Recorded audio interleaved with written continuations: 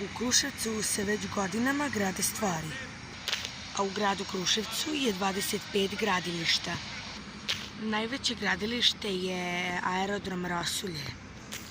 Aerodrom Rosulje i novi centar 3 koji će da bude na lokaciji starog aerodroma.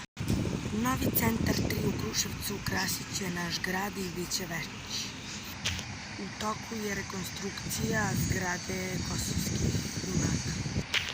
Zgrada Doma sindikata će da se rekonstruiše narednih godina. Ulica Majke Jugovića kod kuće Simića će da se produži na Bagdalu. A makete zemalja će biti kod Dino parka. U toku je rekonstrukcija svih zgrada u centru grada, svih starih kuća i svih poslovnih objekta. A mesna zajednica Veselin Nikolić je već rekonstruisana.